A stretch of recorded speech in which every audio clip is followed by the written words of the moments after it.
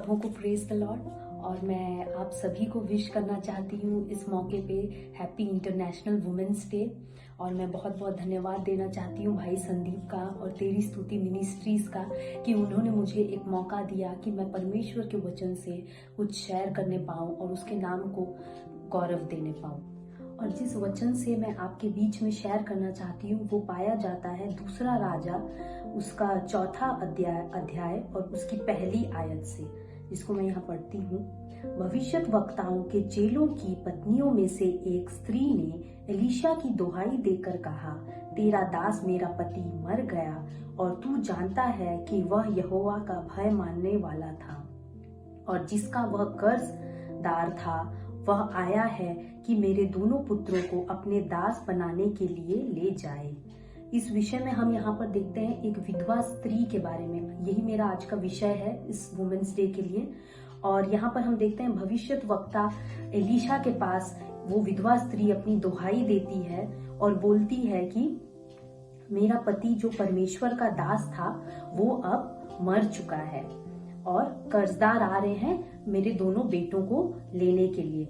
यहाँ पर आगे हम देखेंगे कि एलीशा क्या बोलता है उन्हें।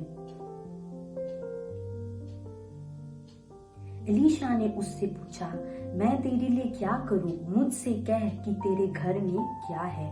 उसने कहा, तेरी दासी का घर में एक हांडी तेल को छोड़ और कुछ नहीं है।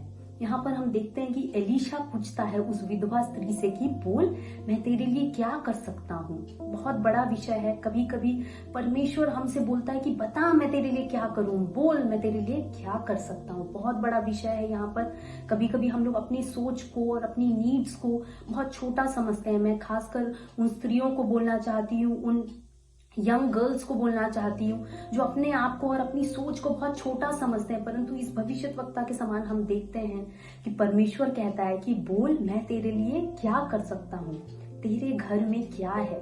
यहाँ पर भविष्यद्वक्ता पूछता है कि तेरे घर में क्या है, तेरे पास क्या है। वो ये नहीं बोलता है कि तेरे पास क्या नहीं है बता मैं तुझे दूंगा, लेकिन जो तेरे पास है वो तू मुझे बता। कभी कभी हम बहुत सारी चीजों को बाहर से देखते हैं but sometimes we underestimate ourselves. और यहाँ पर हम देखते हैं कि जब वो भविष्यत वक्ता उनसे पूछते हैं, एलीशा पूछता है, तो वो स्त्री बोलती है, विधवा स्त्री, की मेरे घर में कुछ नहीं है, केवल एक तेल का घड़ा है। जहां पर इंग्लिश में लिखा गया है ऑलिव ऑयल के बारे में। यहाँ एक बहुत हार्ट ब्रेकिंग लगता है जब हम सुनते हैं कि एक प्रभु का दास है जो प्रभु का कार्य करता था, लेकिन जब वो परमेश्वर का कार्य करता है लेकिन उसका घर क्या है, खाली है, कुछ भी नहीं है। लेकिन आगे हम देखेंगे कि कैसे एक विश्वास के द्वारा उस विधवा स्त्री के जीवन में एक फुलनेस आता है, एक जॉय आता है। वो बोलती है कि कुछ भी नहीं है, केवल एक खाली घड़ा है जो कि जैतून के तेल का है। जैतून का तेल या फिर ऑलिव ऑयल के बारे में बहुत बार वचन में वर्णन किया गया है और वो ये सिंबलाइजेस करता है ग्लैडनेस या फिर joy. But we see the irony, विपरीत यहाँ पर होता है कि जो जॉय है, जो ग्लैडनेस है, वो क्या है, खाली है उस स्त्री के जीवन में। कभी कभी जो स्त्री है, जो लेडीज हैं, बहुत सारी चीजों को मैनेज करते हैं, घर देखते हैं, बच्चों को देखते हैं, कार्य करते हैं, लेकिन हम देखते हैं कि उनके जीवन में क्या है, वो घड़ा खाली है, ग्लैडनेस नहीं है, जॉय नहीं है, दुख है। परंतु परमेश्वर कहता है कि तुम निराश मत होना, लेकिन उसी खाली घड़े को मैं क्या करूंगा, भर दूंगा। आगे हम देखते हैं, उसने कहा, तू बाहर जाकर अपनी सब पड़ोसिनों से खाली बर्तन मांग ले आ और थोड़े बर्तन न लाना। फिर तू अपने बेटों समेत अपने घर में जा और द्वार बंद करके उन सब बर्तनों में तेल उंडेल देना और जो भर जाए उन्हें अलग रखना। तब वह उसके पास से चली गई और अपने बेटों समेत अपने घर जाकर द्वार बंद किया। यहाँ पर हम लोग देखते हैं एक बहुत ही अजीब सी बात है कि उसके पास एक ही घड़ा है और वो भी क्या है, खाली है। लेकिन हम देखते हैं परमेश्वर के दास बोलते हैं कि तेरा तो जो घड़ा है, तेरे घर में जो खाली घड़े हैं, उसके साथ साथ तू क्या कर, अपने आस पड़ोस के जितना भी खाली घड़ा है सबको ले आ, खाली बर्तनों को ले आ और तू क्या कर, दरवाजा बंद कर और अपने बेटों के साथ अपने कमरे में चले जाए। यहाँ पर बहुत अजीब सी वाक्या है। यहाँ पर हम लोग देखेंगे, अगर हम लोग रहेंगे तो हम लोग बोलेंगे कि परमेश्वर एक घड़ा है वो भी खाली है, और कैसे आप बोल रहे हैं कि और भी घड़ा ले आओ।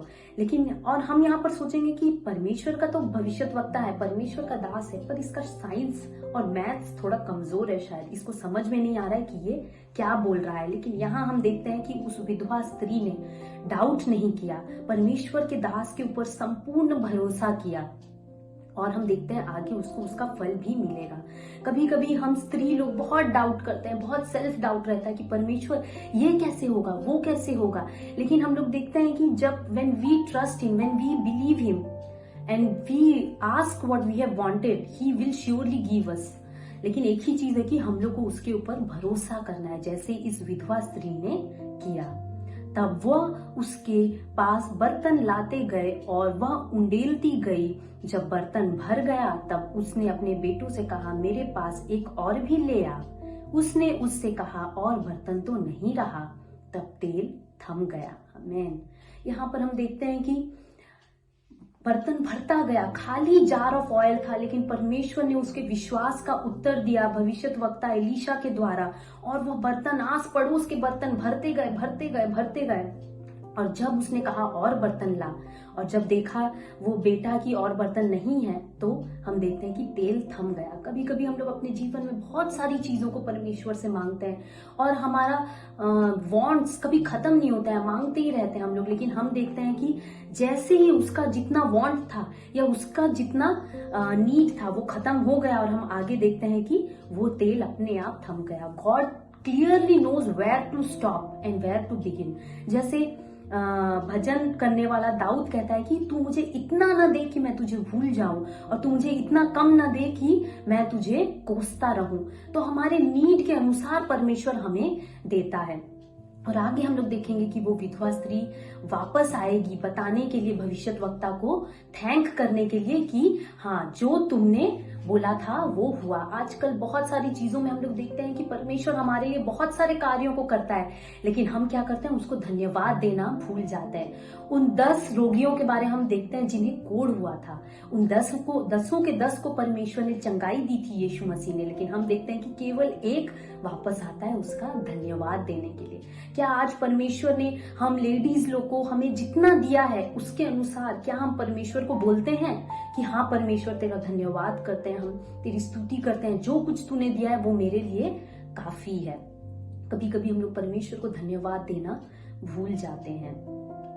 और एक विषय को मैं बोलना चाहती हूँ जो वचन में लिखा गया है कि मेरे पास केवल एक खाली घड़ा है। कभी कभी हम लोग क्या करते हैं, बहुत सारी चीजों को मांगते हैं, बहुत सारा टैलेंट्स, बहुत सारा चीजों को, परंतु परमेश्वर कहता है अगर तुझे मैंने एक टैलेंट दिया है, एक अगर आशीष और एक तेरे लिए एक वरदान दिया है, उस एक को तू ले आ और मैं उस एक से तुझे भरपूर कर दूंगा। हमने इस विधवा स्त्री के जीवन में देखा कि वो एक घड़े से परमेश्वर ने कितने घड़ों को भर दिया। कभी कभी परमेश्वर हमें एक गाने का टैलेंट देता है, या हमें आर्ट एंड क्राफ्ट का टैलेंट देता है, या हमें वचन शेयर करने का टैलेंट देता है, हो सकता है हमें गवाही देने का टैलेंट देता है। हम उस एक चीज के बाद हम लोग बोलते हैं परमेश्वर तू मुझे और दे, परंतु परमेश्वर कहता है कि उस एक चीज को तू ले और उस एक चीज में मैं तुझे क्या करूंगा, भरपूरी दूंगा। तो हम उस एक चीज में विश्वास करें और परमेश्वर में आगे बढ़ें, उससे परमेश्वर हमें भी प्रॉस्पेरिटी दे सकता है। जरूरी नहीं कि हमें 10 टैलेंट होना चाहिए। और इन विषयों को देख करके एक चीज हम देखते हैं, इस विधवा स्त्री से हम जो सीखते हैं वो है trust. Even though situations were not in her favour, हर चीज उसके लिए बहुत नेगेटिव हो रहा था, लेकिन she chose to be positive even in a negative situation. What are we choosing today? क्या हम नेगेटिव सिचुएशन में भी पॉजिटिव रहना चूज कर रहे हैं? और दूसरी बात हम देखते हैं thankfulness. She came back to thank the prophet Elisha. हम देखते हैं हम धन्यवाद देना भूल जाते हैं, परमेश्वर को गौरव देना भूल जाते हैं, परंतु हमारा जीवन का एकमात्र मकसद होना चाहिए परमेश्वर को धन्यवाद और उसकी महिमा को करना। और एक चीज को हम देखते हैं ओबीडियंस। हम उस विधवा स्त्री के जीवन में देखते हैं कि she was obedient, whatever the prophet said she obeyed it without thinking, without कुछ अपना साइंस और अपना सोच समझ अप्लाई किए बिना उसने वो किया जो जो भविष्यद्वक्ता ने उनसे कहा। और उसके फल स्वरूप हम लोग देखते हैं कि she got what ever she had had desired from the profit. और एक छोटा सा गवाही मैं शेयर करके इस चीज को खत्म करना चाहूंगी।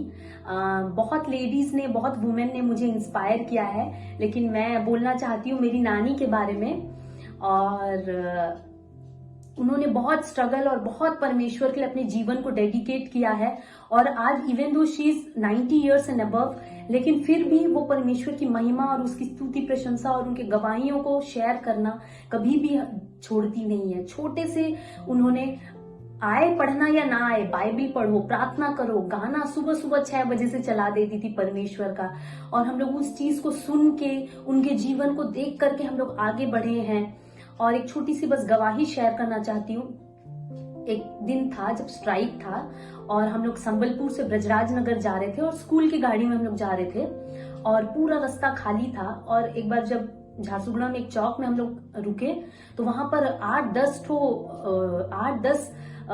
आदमी लोग थे और उन लोग हम लोग को रोके और ड्राइवर को फिर गाली गलौज करने लगे कि स्कूल की गाड़ी है, कैसे तुम लोग आ रहे हो, आज तो स्ट्राइक है, ये वो करके। और वो ड्राइवर बोला पीछे मैडम लोग बैठे हैं, आप उनसे बात करिए।